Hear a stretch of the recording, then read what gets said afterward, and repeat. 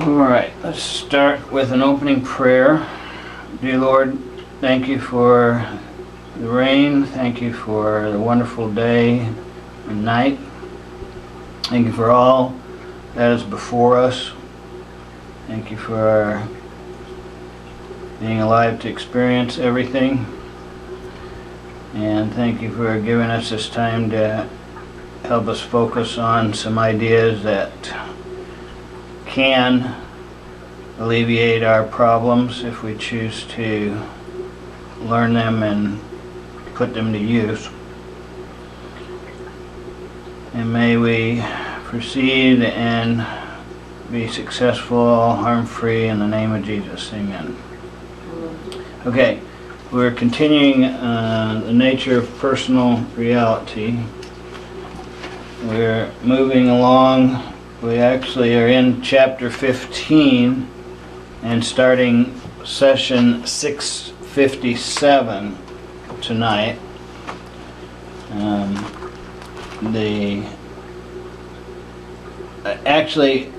That's where it was, and it was I have future wisdom now was last week's statement.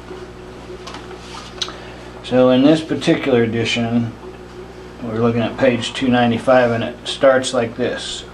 Good evening and dictation.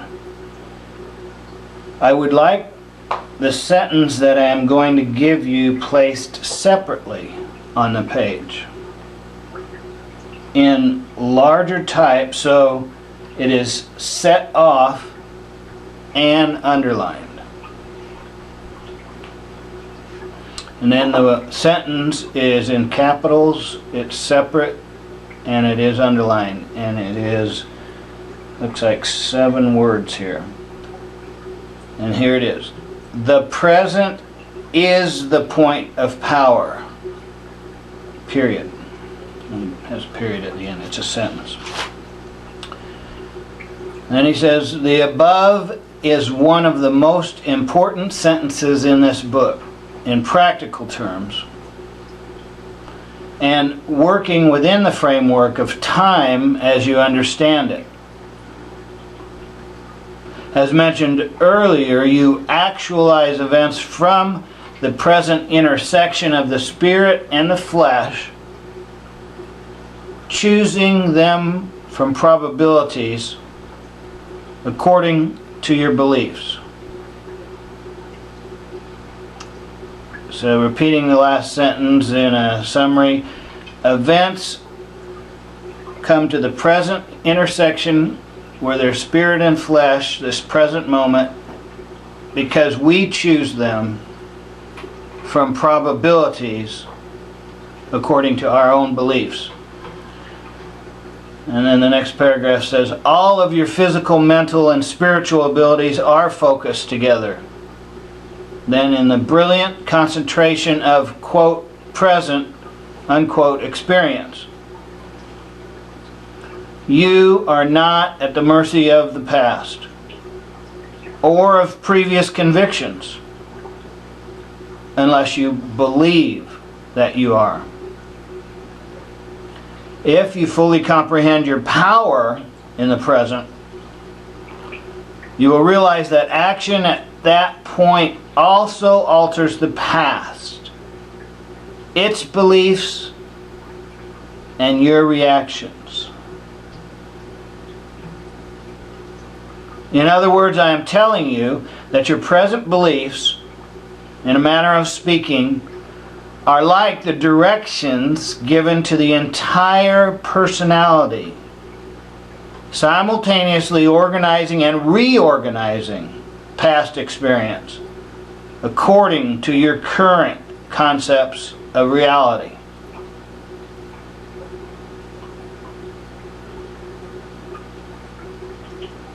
Now, in my book I have that entire 3 paragraphs bracketed, because basically if you just read those 3 paragraphs and understand them, that's what the rest of the book is all about,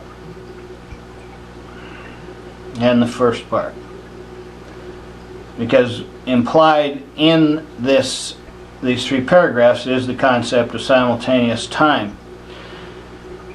So in other words, consciousness is a process that each moment we are reorganizing our present, future, and past based on our beliefs.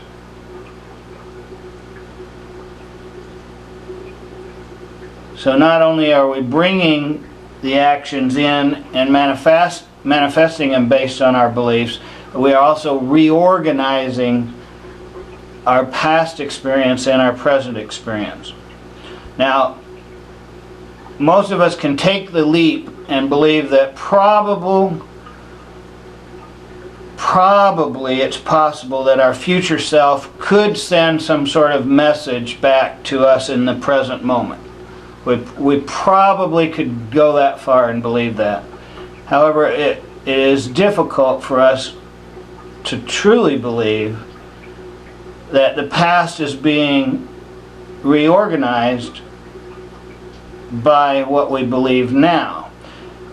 Because if that's true, that means what is going on now is in a sense being reorganized by what we are going to be doing in the future. And as you follow that down, the reason that's important is because then you begin to realize that consciousness is a process, a continually changing process that is affecting past and present and future, because our concept of time, while it's perceived the way it is distorted. In actuality, all these events exist simultaneously in all of their probable variations. What we don't understand is that the miracle of the moment is basically our artistic drama, our theater that we are creating. The same way as you would a theater stage drama, you write it and put it into production. That's what we're doing now. This is the pinnacle of all of that process, only it's multiplied 1,000 times because we're actually materializing objects and events, and we are immersed in the middle of it, and it is continuously changing. Like I said, it's difficult for a lot of people to believe. However, that's why I bracketed those three paragraphs in order to try to, when I look through the book, reread them in order to understand them better. The next paragraph starts with the future. The future, the probable future, is being altered in the same way, of course. And he uses the word "of course" in order to tell you that if you understand what he is saying, then of course the future is being altered also. It's not really that obvious to a lot of us. However, he does this in order to try to help us understand that this is the way that he believes is the best way to look at reality and to deal with it. To look backward for the source of current problems can lead you into the habit of seeking only negative episodes from your past and prevent you from experiencing it as a source of pleasure, accomplishment, or success. You are structuring your earlier life through the dissatisfactions of the present, and therefore reinforcing your problems. It is as if you were reading a history book that was devoted only to the failures, cruelties, and errors of the race, ignoring all of its accomplishments. Such practices can lead you to use your own, quote, history, unquote, so that it gives a very distorted picture of who and what you are, a picture that then paints your present circumstances. Those given to such practices, constant examination of the past in order to discover what is wrong in the present, too often miss the point. Instead, they constantly reinforce the negative experience from which they are trying to escape. Their initial problems were caused precisely as a result of the same kind of thinking. A great many unsatisfactory conditions result because individuals become frightened at various periods in their lives, doubt themselves, and begin to concentrate upon quote, negative, unquote, aspects. The situation may be quite different in some ways. Large areas of life may not be touched by certain attitudes, while others are. One person may be completely free physically and in excellent health, and yet because of certain experiences begin to doubt his ability to get along with others. So he may begin to look into his past with that belief in mind that he cannot relate, and then find within previous conduct all kinds of reasons to support the idea. If he journeyed through his memories trying to find a different kind of proof instead, then in that same past he would discover instances when he did relate well with others. Your present beliefs structure the memories which will parade before you now. And what you remember will then seem to justify the beliefs. And that last sentence was underlined. When you are trying to alter your beliefs, look through your past with the new conceptions in mind.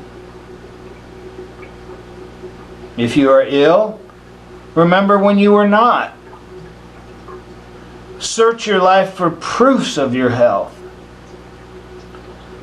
Your very life itself is hard evidence that health is within you.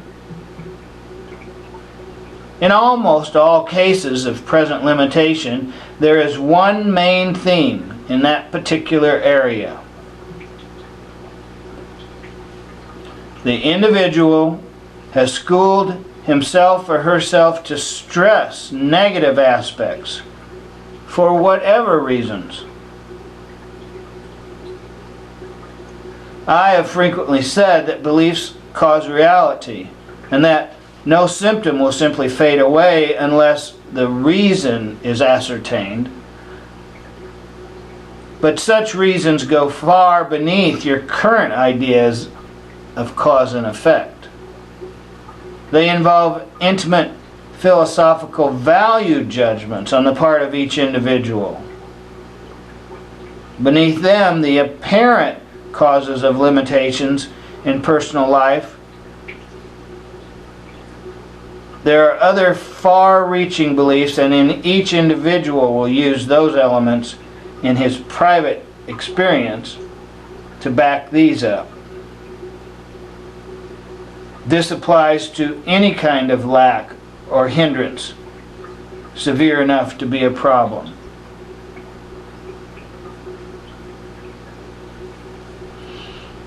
That requires rereading, I believe. It says, beneath them, the apparent causes of limitations in personal life, there are other far-reaching beliefs, and each individual will use those elements in his private experience to back these up. This applies to any kind of lack or hindrance severe enough to be a problem. You have been taught that you are at the mercy of previous events. So, your idea of looking for the source of personal difficulty is to examine the past. But to find what you did wrong there, or what mistakes occurred there, or what inadequate interpretations were made there. And I'll reread that one again. This is what we have been taught to do. You have been taught that you are at the mercy of previous events. So your idea of looking for the source of personal difficulty is to examine the past. But to find what you did wrong there, or what mistakes occurred there, or what inadequate interpretations were made there. Again, regardless of what you have been taught. The point of power is in the present. And again, your present beliefs will be used to structure your recollections. Those memories will be used to reach any conclusion, as statistics can be used, for example. Along the way, you may settle for a given remembered event or two and assign to them the reasons for your present behavior. If so, you are already prepared to change your current beliefs and mode of action, and simply use the occurrences or habits of the past as a stimulus or motivation. The question, "What is wrong with me?" will only lead you to create further limitations and to reinforce those that you do have through exaggerating such activities in the present and then projecting them into the future. Which you, which world? These questions are to be answered in the now, as you understand it, through the realization that your power of action is in the present and not in the past. Your only effective point of changing any aspect of your world lies in that miraculous instant connection of spirit and self through neurological impact. To rid yourself of annoying restrictions, then, my dear friend, and this is underlined, you repattern your past from the present.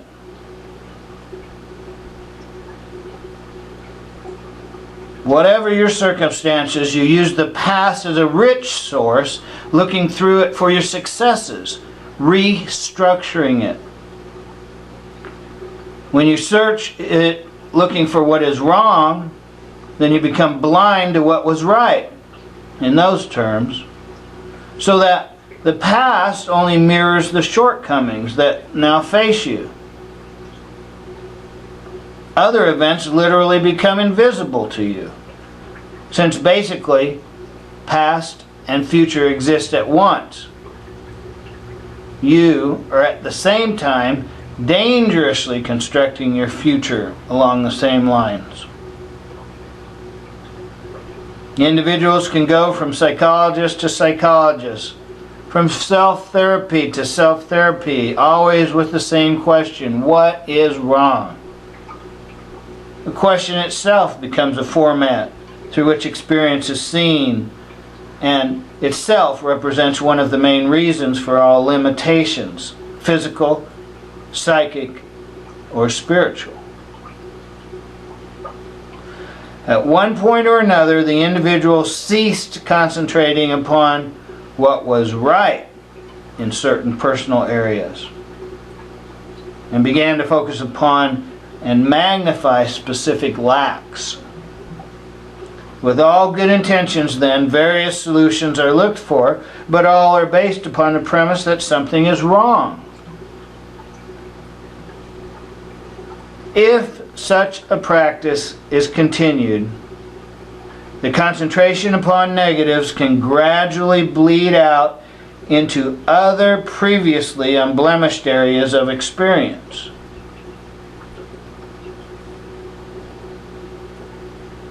You are not at the mercy of past beliefs, therefore. On the other hand, the sooner you begin to act upon the new ones, the better. Otherwise, you're not trusting them in the present. If you are poor and want to have more money and try to maintain a belief in abundance while still faced with the fact of present poverty, you must, in your reality, make some symbolic move that shows you are willing to accept a change. As foolish as it sounds, or as foolish as it may sound, you should give some money away, or in whatever manner that suits you, act as if you did have more money than you physically have. You must respond to your new beliefs so that neurologically the new message gets across. You perform habitually in certain manners as a result of your beliefs. Now, if you willfully change some of those habits, then you are also getting the message across. The initiative must come from you and in the present. In a very real manner of speaking, this means changing your viewpoint. That particular perspective with which you view your past and present and imagine your future. You must look within yourself for evidences of what you want in terms of positive experience. Examine your past with that in mind. Imagine your future from the PowerPoint of the present. In such a way, at least, you are not using the past to reinforce your limitations or projecting them into the future. It is only natural to contrast what you want with what you have, and it is very easy to become discouraged in so doing, but looking for errors in the past will not help you. A correctly utilized 5-minute period of time can be of great benefit, however.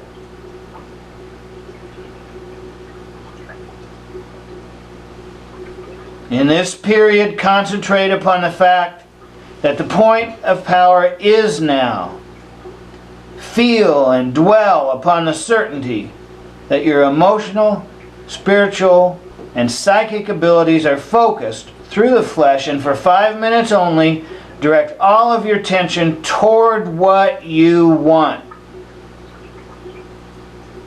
Use visualization or verbal thought, whatever comes most naturally to you.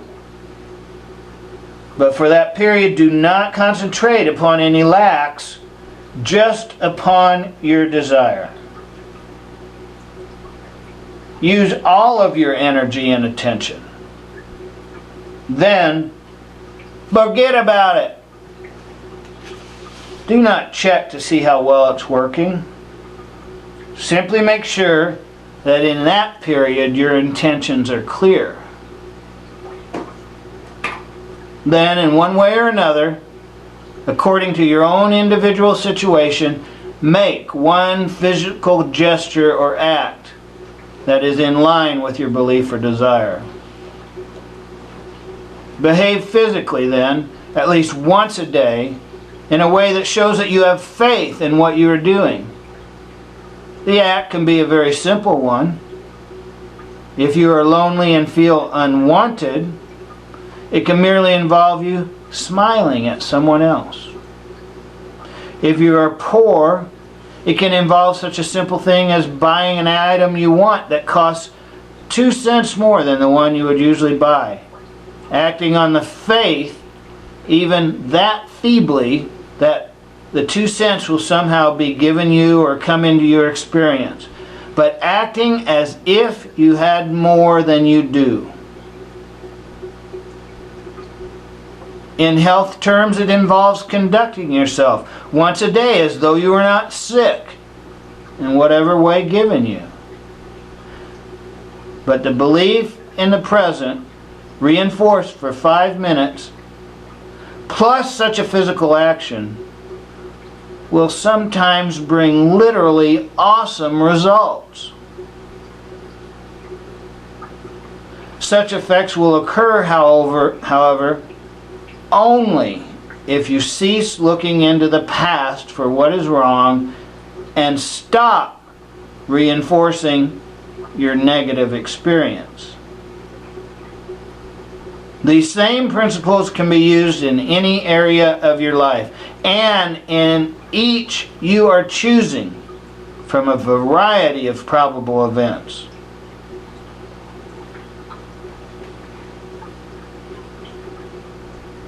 Those of you who believe in reincarnation in more or less conventional terms, can make the error of using or blaming past lives, organizing them through your current beliefs.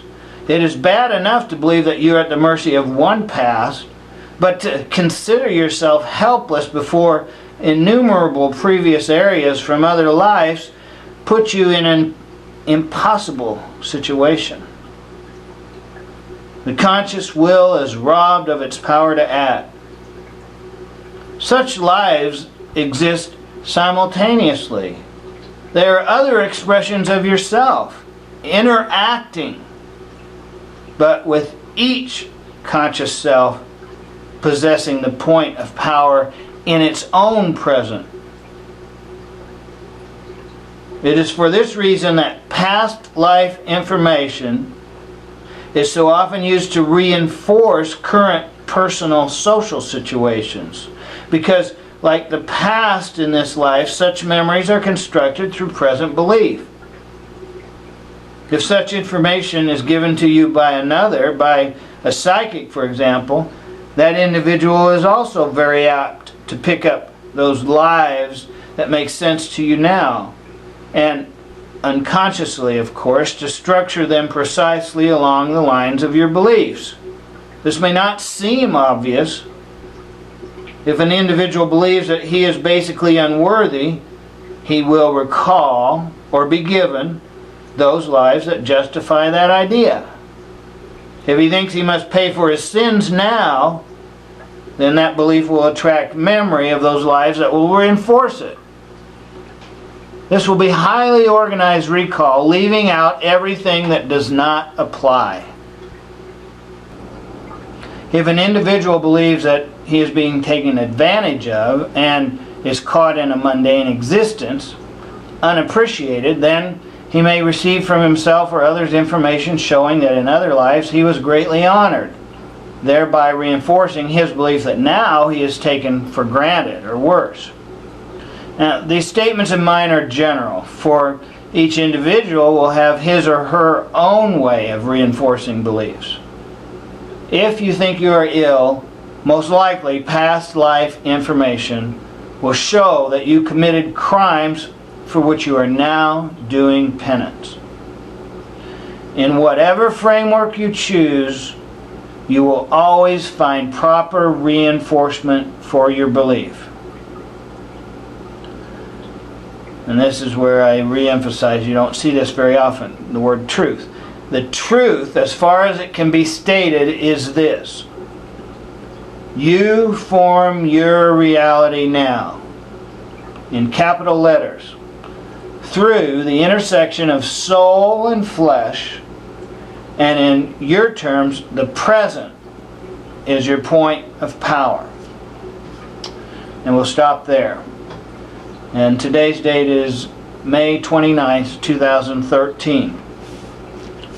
Now, although we covered quite a few pages and a lot of information, the most important part of this is, of course, at the bottom of 295, where he capitalized and underlined the sentence, the present is the point of power. And he actually uses that as a leaping point for the exercise that he wants us to do. He wants us to remember that, and he gives us plenty of examples, but he wants us to use that as a way of envisioning a future desire for a 5-minute period each day, and basically forgetting about it, not comparing it to how things are right now. Except for one thing, he wants you to act as if that future is here now. Do one action and have faith that that is going to be coming into being. And this is a way of repatterning ourselves, because basically we have to shift our viewpoint from what it is that we think we lack to a point where we are appreciate and thankful and happy with what it is that we have, which is what we are desiring coming into the present. So there's a repatterning, a movement of our viewpoint. And in order to do this, you quietly relax, concentrate. This is a 5-minute exercise. Remember that your point of power is right now. And he says, dwell upon the certainty that your emotional, spiritual, and psychic abilities are focused through the flesh, and for 5 minutes only direct all your attention toward what you want. Use visualization or verbal thought, whatever comes most naturally to you. But for that period, do not concentrate upon any lacks, just upon your desire. Use all your energy and attention. Then, forget about it. Don't check to see how well it's working. Simply make sure that in that period of time your intentions are clear.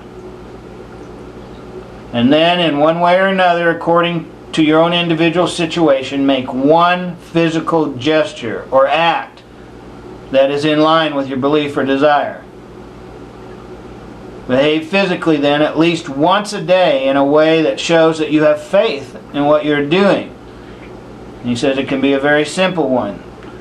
It has to be something that helps you have faith that what it is that you are desiring and believe in is going to come into being, so you act as if that is here now. So again, I'd like to try to winnow that down, those hundreds of words there, into one sentence. Can I make a suggestion? Sure, that would be helpful. How about visualize, verbalize, act, and believe I have received harm-free.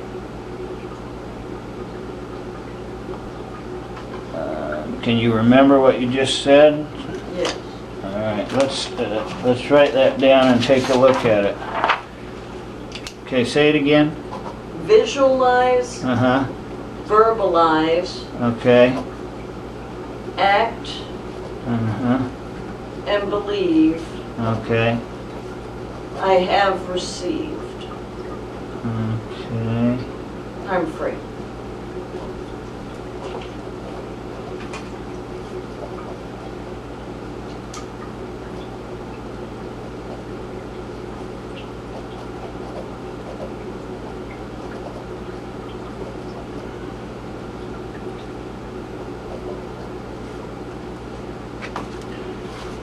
What do you think, Maddie? I believe that sounds good. Okay, I need to understand this. The visualize I got. The verbalize, what do you mean? Speak as if you have it. Basically, he was saying it's best to avoid talking about how sick you are or how you lack this or lack that. Instead, he wants people to act as if they already have what they need, or act as if, or verbalize that they're healthier, that, oh, I'm getting better.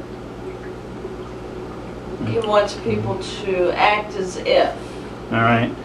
So visualize, verbalize, act, and believe I have received.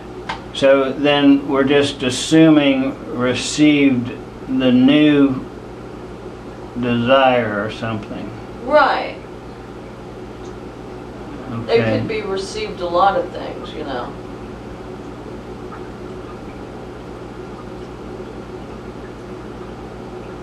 Okay. Well, this is enough to help me remember all of these. This exercise, at least.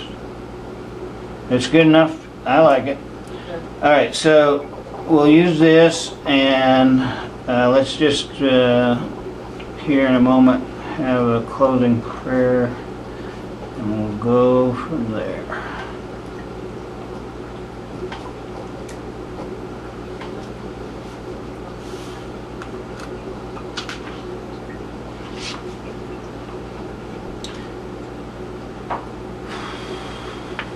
Okay, here I will go.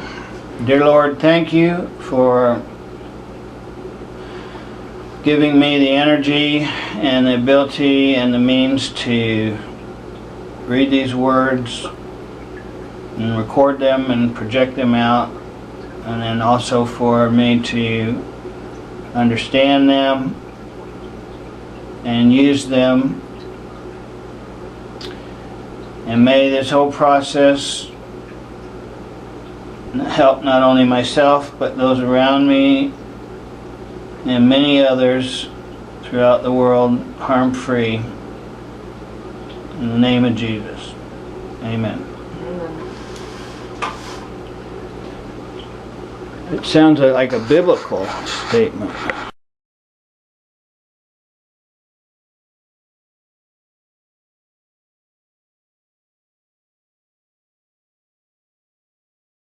A correctly utilized 5-minute period of time can be of great benefit, however.